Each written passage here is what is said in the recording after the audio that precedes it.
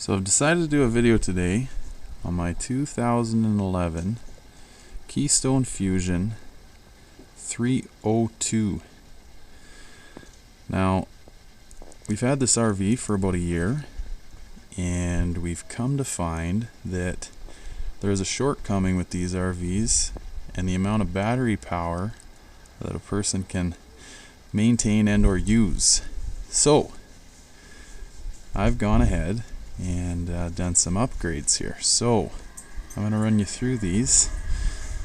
I'll, run you down to the battery section here. So first things first, behind this door here, got our storage compartment, but inside this storage compartment is now what's referred to as a Power Max Boondocker 4-stage RV converter. It's a power converter. So what this does is it takes your 12-volt power, which you can see I've got my cord ran here over to the plug-in on the other side. It converts 12-volt power into usable power for the RV. What it also does is charges the batteries in my RV.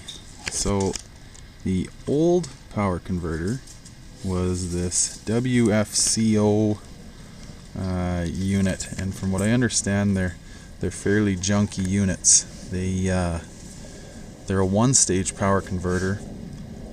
For all you techies out there, they send a constant, very low amperage trickle charge to your batteries.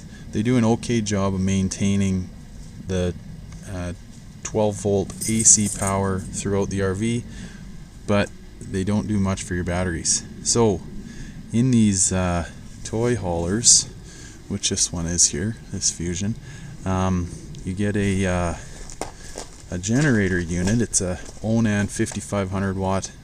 Behind the door here I can show you. So this guy here, which is all plumbed into the RV, runs off its own gas tank and whatnot. It will charge you up when you're out in the bush, boondocking or whatever you're doing. Anyway, when you are running that, the old converter, not this one here, but the old one, had a heck of a time trying to charge our batteries.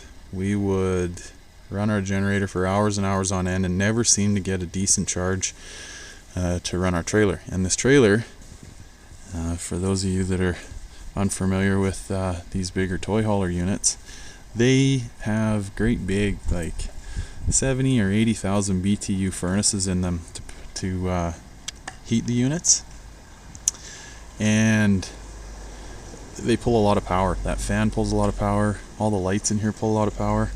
I haven't switched any of the lights over to LED, which also helps your power consumption stay low. However, I figured, we got to start somewhere with upgrading your power source. So this Boondocker I got from Best Converter, ordered it online, got it in about a week and a half. To tell you a little bit about it, it's a 4-stage power converter. So when you plug your trailer in or you turn your generator on, when you give it some sort of an AC source, it will go through 4 stages of charging. One higher stage, which sort of shocks your batteries back up to speed. I believe it's 14.6 or 14.7 volts. And then as it senses that your batteries are filling up, it'll go down through the stages down to 13 and change, and then 12 and change, and then it'll just maintain a trickle charge on your batteries. So I read about a fella online there that bought one of these Boondockers, and what he told me he found was he got, in 10 minutes of using this Boondocker and running his generator, he gained more power than he would have used to run his generator for 10 hours with his old converter. I can actually show you the old converter here. Well, kinda. Sorry about all the mess here.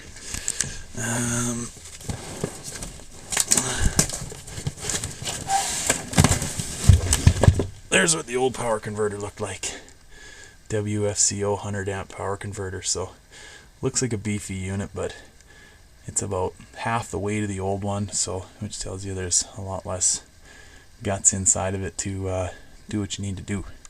At any rate, a little pic of our RV here. So I'll run you over to our batteries to show you what else we've done.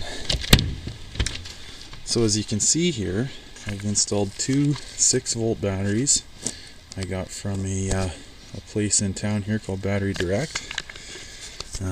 They're 232 amp batteries each, which when you run them together into a 12-volt formation there, you get 464.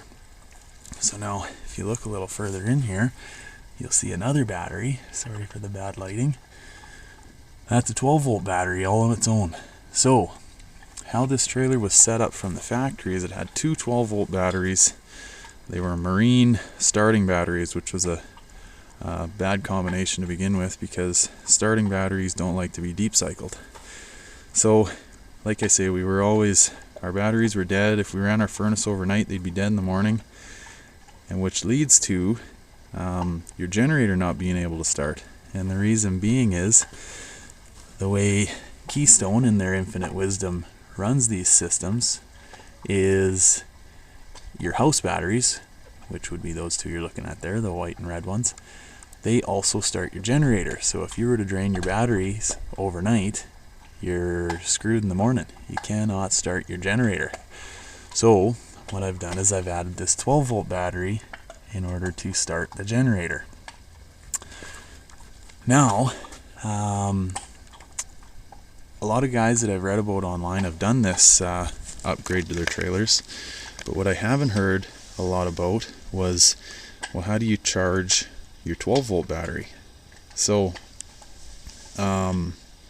what I was doing last year was just like going out for the weekend and starting your generator off that 12-volt battery is fine. Chances are you're not going to kill it, but when you get home you got to yard it out, put it on a charger on the bench, and fill it up for your next trip. Well, as you can see, these 12-volt batteries, they're big and heavy and they're hard to mess around with, so I thought, well, how can I get away with charging that 12-volt battery while it's in my trailer with this converter that I just showed you? So what I'll show you here is, if you look up there, you'll see that all those wires and what have you in that fancy looking deal. That's a battery isolator / solenoid. And now what it does is when it senses that there's a certain amount of voltage going through these 6-volt batteries, it will flick itself on, and that bottom bigger gauge red wire goes down to this 12-volt battery over here, and it'll charge my 12-volt generator starting battery as well.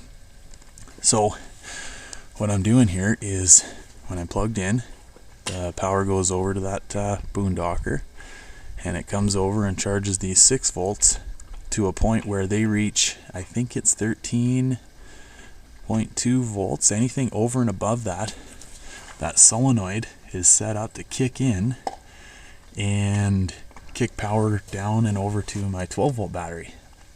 So what I'm doing here is charging the whole system. Now,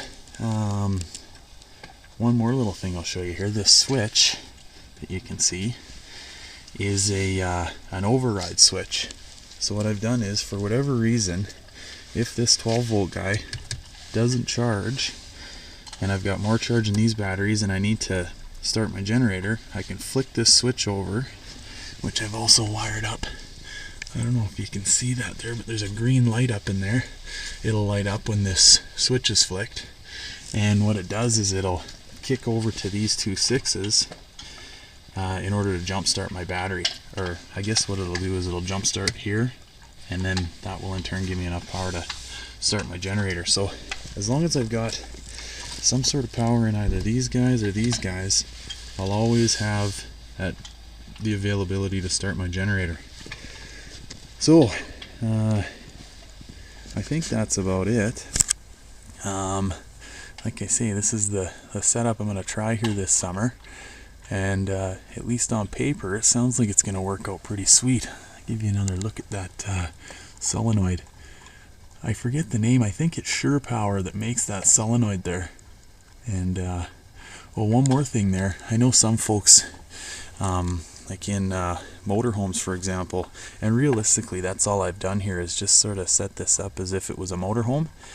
Oh, and one more thing about this solenoid here is when that AC power, my plug-in power or generator power stops, that solenoid stops, like it opens up the circuit. So right now, with it being plugged in, all these batteries are charging together, but when I unplug the power, it separates these two batteries from that battery, so my trailer is only ran off of these two, whereas this one just stays as a starting battery. It won't drain that battery. So those two leads there, you can see inside there, that breaks the circuit, opens up the circuit, so then I never ever kill this battery. I only drain these batteries with my house lights, furnace, etc. But anyway, some of these guys with their motorhomes, they have this similar system, and I've read about guys using regular old automotive solenoids, like a starter solenoid in a car. But the downfall to those types of solenoids is they're not designed like this one to run a constant charge through them. They're just sort of a quick on and off. So if you're running 13-14 volts through one of those regular old automotive starting solenoids all day every day, you're gonna work over the inner workings of that solenoid real fast. So these ones here are designed to be set up with like these jump starts, for example, and they're also designed to have power ran through them for long periods of time. So anyway, I hope this video helps some of you folks out there. I know that this issue was something that really plagued me and my family. My wife loves to leave all the lights on and have the furnace blowing at all times, so we needed a way to keep that on for her, and also make it so that we could start the generator when we were done. So there's my vid for you guys. Let me know if you got any questions or comments, or if I can add any more information for you, and hope that helps. Thanks for watching.